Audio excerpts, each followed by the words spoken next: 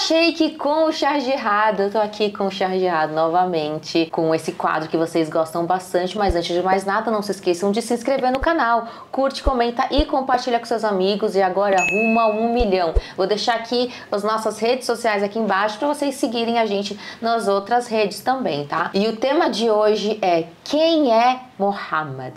Quem é ele, Char? Ele é um profeta? Ele é um líder? Ele é um deus para os muçulmanos? Fala um pouquinho mais pra gente. Obrigado, Mariam, também a todos os seguidores. Muhammad, que a paz de Deus esteja com ele, ele nasceu 570 depois de Jesus, na era cristã. Para nós muçulmanos, Muhammad é um mensageiro de Deus, assim como Jesus também é um mensageiro de Deus, assim como também Moisés, Abraão, são mensageiros e servos de Deus, enviados para guiarem as pessoas para o caminho do bem, para o caminho de Deus. Então eles são treinados, eles são escolhidos por Deus, eles não são Deus, nem filhos de Deus. Então eles não têm uma divindade assim, eles não. Né? Não têm...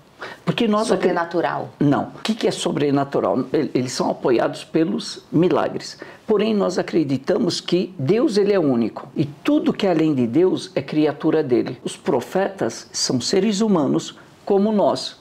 Porém, cada um deles, todos eles são escolhidos por Deus para uma certa mensagem, para uma certa missão, que é servir de exemplo e também de prática. O que acontece? As religiões, elas têm o livro sagrado.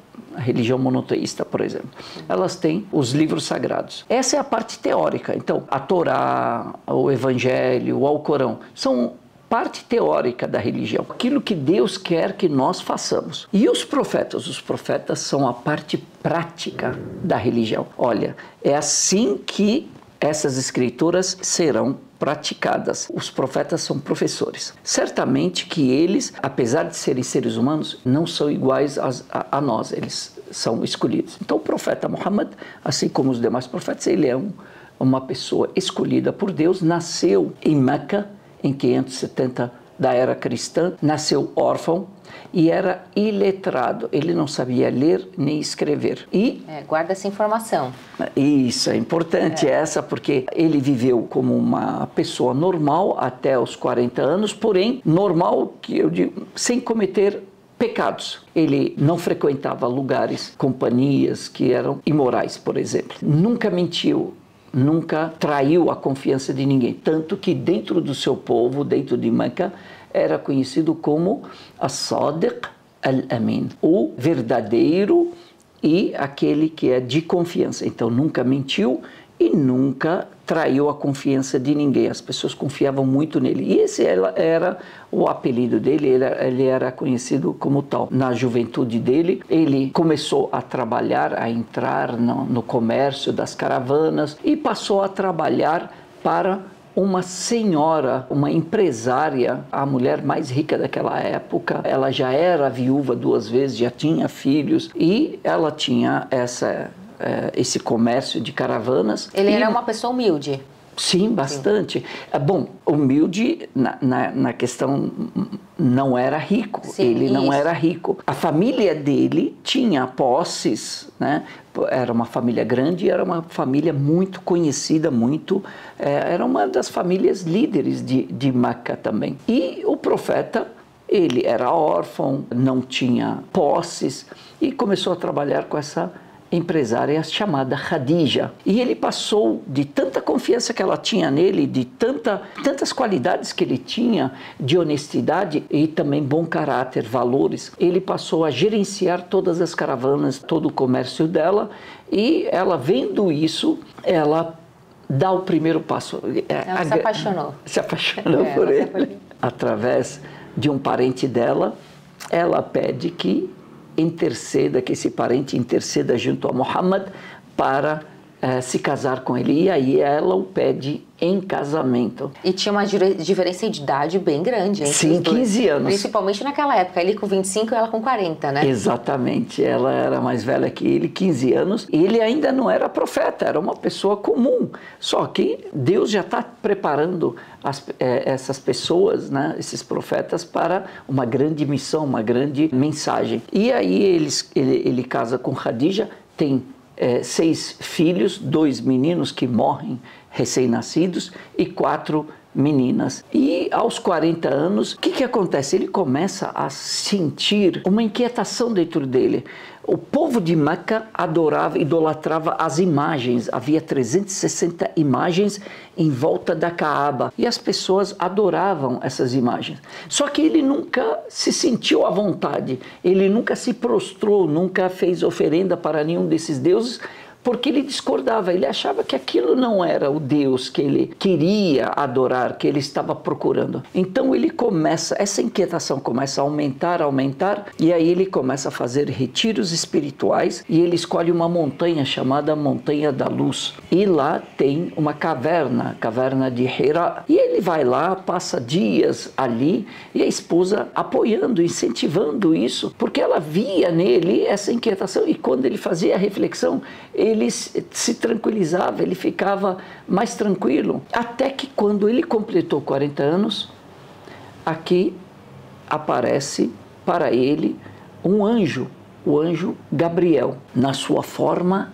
natural, e com 600 asas, e cada asa encobrindo entre os horizontes. E então o anjo, para nós muçulmanos, tem uma figura assim que a gente consegue descrever como que é? Nós não sabemos como é, a não ser aquilo que os profetas citaram para nós. Então o profeta Muhammad, que a paz de Deus seja com ele, que os demais profetas, diz, ele tinha 600 asas, então nós sabemos que ele tem 600 asas. Como ele é, nós não sabemos. Sim. Porque o profeta não passou para nós essas características. Mas ele disse, a asa dele encobre entre os horizontes. Ok, então é enorme. Às vezes o anjo Gabriel aparecia para ele na forma de um ser humano, de um homem. Nós sabemos que os anjos tomam forma de seres humanos. E aqui o profeta Muhammad, aos 40 anos, ele recebe a primeira mensagem, e a primeira mensagem do Alcorão, revelada do Alcorão, é Iqra, lê. Lê em nome do teu Senhor, aquele que criou o ser humano de um coágulo. E aqui ele o abraçava e soltava e dizia para ele, lê. E ele falava, eu não sei ler. De novo ele o abraçava, lê. E ele falava, eu não sei ler. Na terceira é que ele diz, lê em nome do teu Senhor. Começam os primeiros versículos. E aqui esse anjo desaparece. E aí ele sai com medo, porque ele nunca tinha visto isso antes, nunca teve essa experiência antes. E aí ele desce essa montanha, eu conheço a montanha, então eu sei como é que é. Eu imagino uma pessoa com medo descendo aquela montanha. E é uma montanha bem difícil de... para quem não sabe, na Arábia Saudita. Na Arábia Saudita, em Meca. Aí ele desce e vai direto para a sua casa. A pessoa, quando ela está com medo, imediatamente na cabeça dela vem o quê? Um porto seguro. Ela pensa em segurança. Ele foi direto para sua casa, para a sua esposa. Para você ver como era o casamento feliz deles, né? E aqui ele vai e fala para a sua esposa, me cubram, porque ele estava com frio. O frio do medo. Ela o cobre. Quando ele descansa, assim, se acalma, ela fala, o que aconteceu? Ele fala, aconteceu isso. Apareceu um demônio para mim. Ela falou, de forma alguma. Não pode ser um demônio. Você não pode ser afetado por isso. De forma alguma que Deus vai te fazer algum mal. Nunca vai poder ser um demônio. Porque você é uma pessoa boa, tem bom coração. Você é uma pessoa que ajuda as viúvas. Você ajuda os órfãos. Você ajuda os necessitados. Você é de confiança. Você não mente. E ela começa a citar as qualidades dele. E aí isso o tranquiliza. Ela tem um parente que era um monge cristão. É importante, né? Ter um companheiro ao seu lado que te apoia, que traz essas qualidades, né? Que te enaltece. E isso, com certeza, foi fundamental para ele também, né? Khadija está do lado dele nesse momento. Exatamente. Ele a amava tanto que, mesmo depois da morte dela, do falecimento dela, ele continuava visitando as amigas dela, visitando o túmulo dela. Ele continuou suplicando e citando ela, a questão da lealdade, né? Sim. E aqui esse monge que era primo de Khadija era um monge cristão. E aí ele fala, quando ele ouve de Muhammad essa história, o que acontece, as características, ele fala, olha, esse é o mesmo anjo que veio para Maria, que veio para Jesus, que veio para Moisés, que veio para Abraão. E aí ele diz uma coisa importante, ele fala, eu queria estar vivo para poder te proteger e te apoiar quando o seu povo fosse te perseguir. Aí ele falou, o meu povo vai me perseguir? Por que ele vai me perseguir? Esse monge já tinha entendido tudo que ia acontecer, né? Porque como ele conhecia as escrituras, conhecia o Evangelho, então ele sabia. Porque no Evangelho também, na Bíblia, está a profecia da vinda do profeta Muhammad. Então, sempre que um profeta, antes de partir, ele anuncia a vinda do próximo. Então ele vai falar, olha, eu vou partir, mas virá um profeta com essas características, ou esse nome, ou nessa localidade, sigam-no, que vai continuar a minha mensagem, a minha missão. E assim foi com o profeta Muhammad, por isso que o profeta Muhammad ele foi anunciado na Bíblia. Depois a gente pode até falar onde está isso, né? Fazer um vídeo só sobre isso. Se vocês quiserem comenta aqui embaixo para a gente fazer um vídeo. E aqui ele começa a vir com frequência, o anjo Gabriel aparece para ele, ele começa a receber as revelações e aqui... E isso tudo também algo que só ele via? Sim. Sim, só ele via, os profetas só eles veem. E aqui ele recebe a revelação e ele falava. Então, ele recebia, ele começou a falar com a esposa se converteu, então entrou no Islã. As suas filhas entraram no Islã. O seu primo Ali também entrou no Islã. O seu amigo, fiel amigo, leal amigo, Abu Bakr também entrou no Islã. E assim começaram a divulgar e essa divulgação, essa mensagem começou a crescer. E toda vez que ele recebia a mensagem, uma revelação, ele lia. E as pessoas, os escribas, iam anotando isso, porque como ele não sabia ler nem escrever, então as pessoas anotavam isso. Então ele decorava ele memorizava, vinha a revelação e ele proferia, ele recitava e as pessoas iam anotando e depois ele ia fazer a revisão, né, daquilo que eles tinham anotado para ver se estava correto ou não. E assim começou o Islã a crescer e ele ficou mais 13 anos em Meca. E qual que é o maior X da questão aqui? O povo de Meca começou a perseguir os nobres de Meca, aqueles que mantinham, que dominavam o sistema. Qual sistema? O sistema do comércio, liderança. O que acontecia lá é que as caravanas vinham e essa casta, essa elite dominante, ela comprava, só ela podia comprar essas caravanas, esse comércio, essa mercadoria. Então ela comprava com o preço que ela queria, colocava o preço que ela queria e vendia para os comerciantes de Meca com o preço que ela queria. Então eles ganhavam horrores. Era um sistema tirano. Como que eles predominavam? Se apoiavam numa questão. Nós somos escolhidos pelos deuses.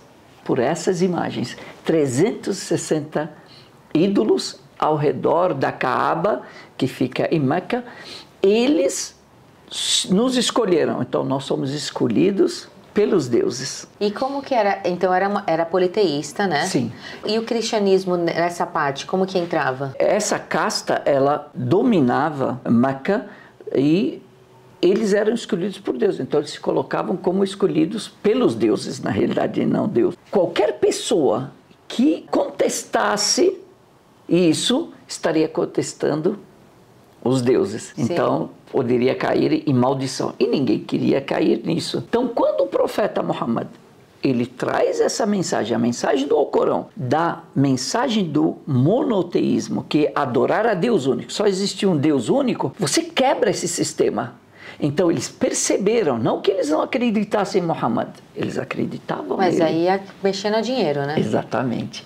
Era um rompimento com esse sistema. Então, essa casta, ela perderia o poder. Eles não poderiam deixar. Então começaram a perseguir Muhammad, mesmo acreditando, sabendo que ele está falando a verdade. Sim. É o que acontece hoje também, muitas coisas. A gente tem pessoas que veem a verdade, mas preferem o poder, preferem se corromper. Essa mensagem do profeta Muhammad continuou durante mais 13 anos em Meca, até ele completar 53 anos. E aí, quando a situação começou a ficar insuportável em Meca, os muçulmanos não tinham mais condições, havia uma intolerância religiosa muito grande. Deus ordenou que o profeta Muhammad saísse, ele e os muçulmanos saíssem de Meca e migrassem para Medina, pois lá em Medina o ambiente era melhor e muitas pessoas, a maior parte de Medina, da população de Medina, se tornou muçulmana. Então eles saíram de Meca para Medina. Esse divisor de águas, essa saída de Meca para Medina se chama migração, e é a partir daí que nós contamos o calendário islâmico. Quando o profeta Muhammad chega em Medina, ali os muçulmanos formam um governo islâmico. E aqui o profeta ele faz um pacto, um acordo de paz entre todos, de boa convivência, de liberdade religiosa. Esse tratado se chama o Tratado de Medina, que foi o primeiro tratado interreligioso que reunia todas as religiões monoteístas e que dava liberdade, garantia liberdade religiosa para todos. Sendo qualquer religião monoteísta, ele poderia praticar a sua religião, sendo muçulmano, sendo judeu, sendo cristão.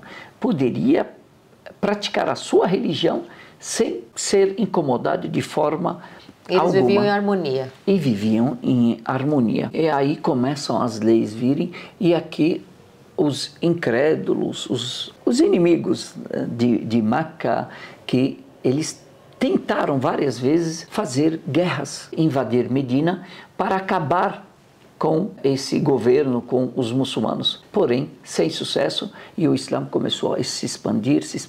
O profeta permanece 10 anos em Medina e morre aos 63 anos, em 623 da era cristã. Ele se torna uma pessoa, um profeta, o último profeta, né? O derradeiro dos profetas. E aqui, quando você falou no começo, será que nós adoramos então, e aí, após a morte dele, ele é alguém que vai ser adorado, que você tem que fazer reverências, visitá-lo? Como que funciona? Não. Pelo contrário, o profeta Muhammad é uma pessoa, um profeta, um grande profeta. A gente suplica por ele, por isso que a gente sempre diz, todos os profetas, a gente diz que a paz de Deus esteja com eles. Por quê? Se esforçaram e trouxeram essa mensagem para nós, se esforçaram, né? Eles fizeram muito esforço para que essa religião, a palavra de Deus, chegasse até nós. Porém, nós não os adoramos a Deus único, somente Ele. Não fazemos oferenda, não invocamos a Ele nas nossas orações. O pedido não é para Ele, não né? É para Ele Deus. não é um intermediário de Deus. Os nossos pedidos diretamente são feitos a Deus, né? Exatamente. Nós adoramos a Deus, invocamos a Deus, fazemos as nossas orações para Deus. Por isso que nós não somos maometanos. Às vezes as pessoas falam, os maometanos. Nós não somos maometanos, nós somos muçulmanos. Tem uma coisa importante de falar, que a gente acredita no profeta Muhammad, assim como em todos os outros profetas que passaram, né? Jesus, Abraão, Moisés. A gente ama eles igualmente, né? Exatamente. Perguntam, o profeta Muhammad é o mais importante dos profetas. Sim.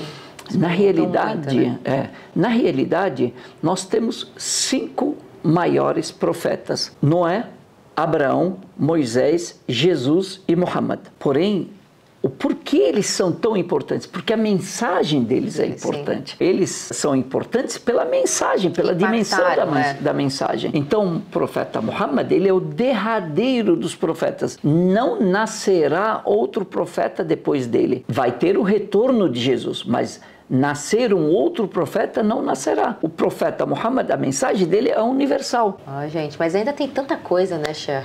Tem tanta história. Se vocês têm mais dúvidas em relação a alguma coisa, comenta aqui embaixo, que quem sabe a gente não faz um vídeo com a sua dúvida. Muito obrigada, Sheikh Barakallahu Fik. É um prazer. E fiquem aí que vai ter mais vídeos sobre, né, o Fala Sheikh, é um quadro que tá dando muito certo, que vocês estão gostando bastante, a gente também gosta bastante de fazer. As nossas redes sociais estão aqui, já se inscreve no canal do Sheikh também, vai estar aqui embaixo, e nossos canais do Instagram também, Instagram, TikTok, todas as nossas redes sociais. Curte, comenta e compartilha com seus amigos, e até a próxima. Tchau!